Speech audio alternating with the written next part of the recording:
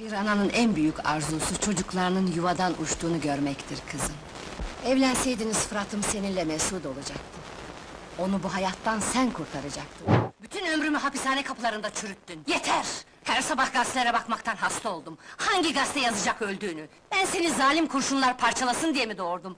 Seni el alemin kötüsü olasın diye mi büyüttüm? Yeter artık, yeter! Hem şunun haline bak! Yarı çıplak! Nasıl çıkaracağız insan içine? Nasıl işte gelinim, oğlumun karısı diyeceğim!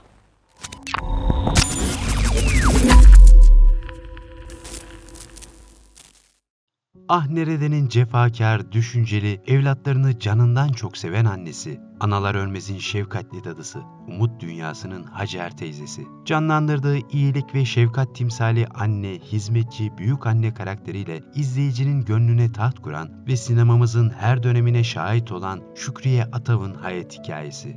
4 Temmuz 1917 Osmanlı döneminde dünyaya gelen Şükriye Atav, 1919 yılında ailesiyle birlikte Rusya'ya gider. O dönemlerde Osmanlı İmparatorluğu Devleti yenilgiye uğratılmış, ülkenin birçok köşesi İstanbul başta olmak üzere çeşitli ulusların istilasına uğramıştır. Asıl adı Şükriye Boratav'dır. Sahneye ilk kez 15 yaşında bir süre kaldığı Sovyet sosyalistlerde bale resitallerinde çıktı. Halk evlerindeki amatör çalışmalarından sonra 1942'de İstanbul Şehir Tiyatrosu'na girdi. 2 yaşında bir Osmanlı bebeği olarak 1919'da ailesiyle Rusya'ya giden Şükriye Atav ilk ve ortaokulu Simferopol'da okudu. Orada halk dansları etkinliklerinde yer aldı. Türkiye Cumhuriyeti Devleti'nin muasır medeniyetler yolunda ilerlediğini gören Şükriye Atav 14 yaşına gelmiş genç bir kızdır artık. Ailesiyle birlikte Türkiye'ye, doğduğu vatanına dönmeye karar verir. Cumhuriyet'in 8. yılında genç, pırıl pırıl bir Cumhuriyet kızı olarak 1931 yılında İstanbul'a gelir. Çocukluğundan beri içinde var olan tiyatro sevgisi, sanat aşkını gerçekleştirmek için ebeveynlerinden müsaade alarak 1932'de Eminönü Halk Evi'ne kayıt yaptırır. Şükriye Atav'daki azmi ve başarıyı gören hocaları ve Muhsin Ertuğrul, sanatçıyı İstanbul şehir tiyatrolarına girmeye teşvik ederler. Artık yaşamı boyunca tiyatro ve sinema sanatçısı olarak hep karşımızda olacaktır. İstanbul Şehir Tiyatrosu Müdürü ve sinema yönetmeni olan Muhsin Ertuğrul, çekeceği bir filmde Şükriye Atav'a başrol teklif eder. Senaryosunu ünlü gazeteci yazar Burhan Felek'in kaleme aldığı Nasrettin Hoca Düğünde adlı eserle 1943'te sinemaya ilk adımını atar. Hazım Körmükçü ile başrolü paylaştığı Nasrettin Hoca Düğünde isimli filmde dönemin ünlü ses sanatkarı Müzeyyen Senar'la Saadettin Kaynak da önemli derecede rollerde oynamıştır.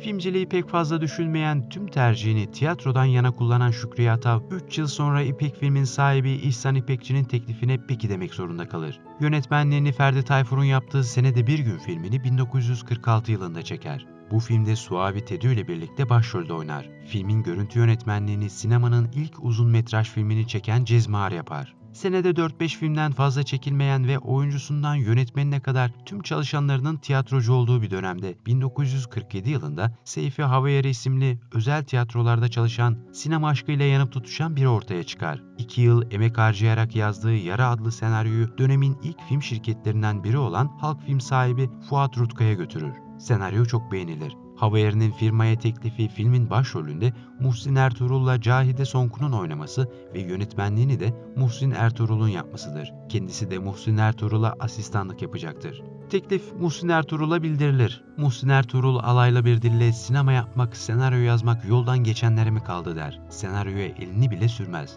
Çekip gider.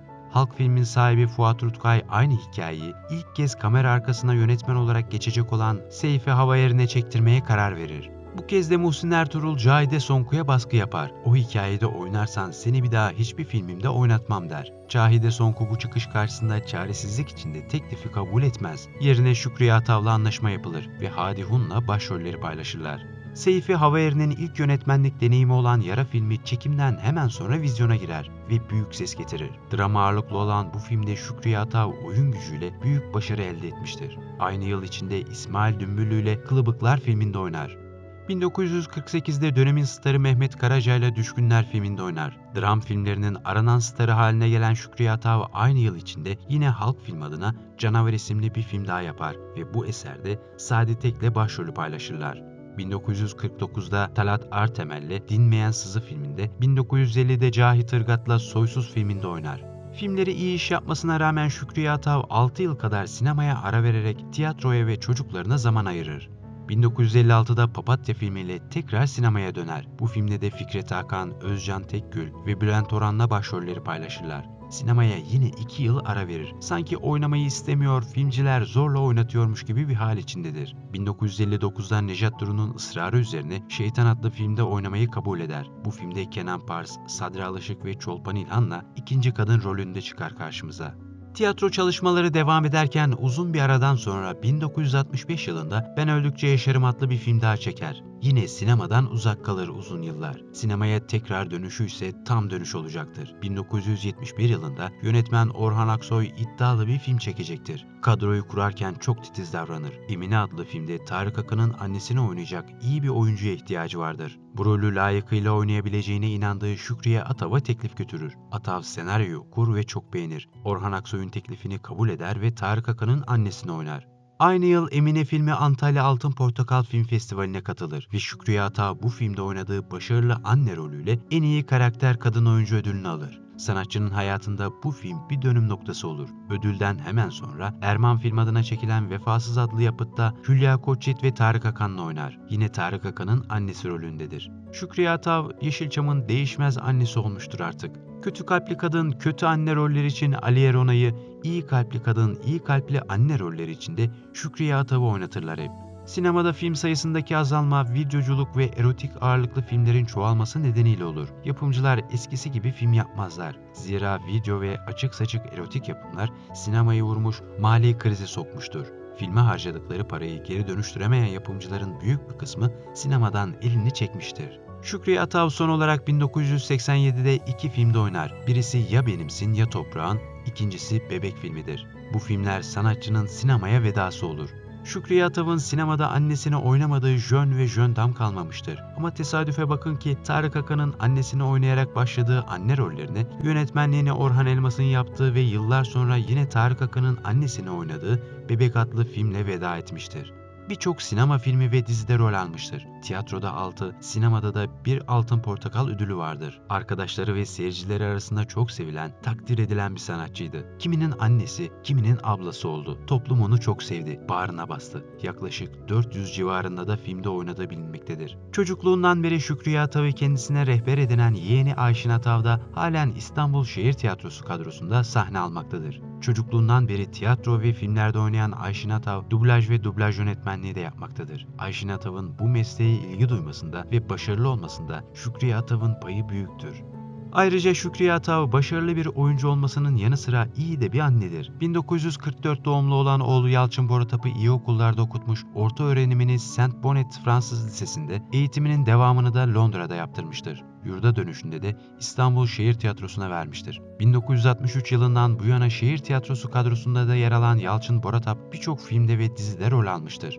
Şükriye Atav'ın diğer oğlu Erdal Boratap da annesi gibi sanata aşık biridir. Yeşilçam'da çekilen birçok filmde sesiyle yer almış, fragmanlar yazıp seslendirmiştir. Cüneyt Arkın'ın başrol oynadığı Cemil Dönüyor filminde filmin tiradı niteliğinde olan şiiri yazmış ve okumuştur. Filme büyük katkısı olduğu bizzat yapımcı ve yönetmen Melih Gülgen tarafından da dile getirilmektedir. Sinema seyircisinin hiçbir zaman unutmayacağı sevecen annesi Şükriye Atav, 2000 yılında rahatsızlanarak Antalya Devlet Hastanesi'ne kaldırılır. Kalp hastası olarak yoğun bakıma alınan sanatçı 8 Ekim 2000 yılında 83 yaşındayken hayata veda eder. Ölümünden sonra Kaşkalkan mezarlığına defnedilmiştir. Sevenleri, sanatçı arkadaşları ve aile fertlerinin katılımıyla görkemli bir cenaze töreniyle edebiyete uğurlanır. Gözü yaşlı, cefakar, vefakar ana rolleriyle hatıralarımızda kalan büyük karakter oyuncumuz Şükriye Atav'ı rahmetle anıyoruz. Videomuzun sonuna geldik. Diğer videolarımızdan haberdar olmak için kanalımıza abone olmayı ve bildirim zilini açmayı unutmayın. Sağlıkla kalın.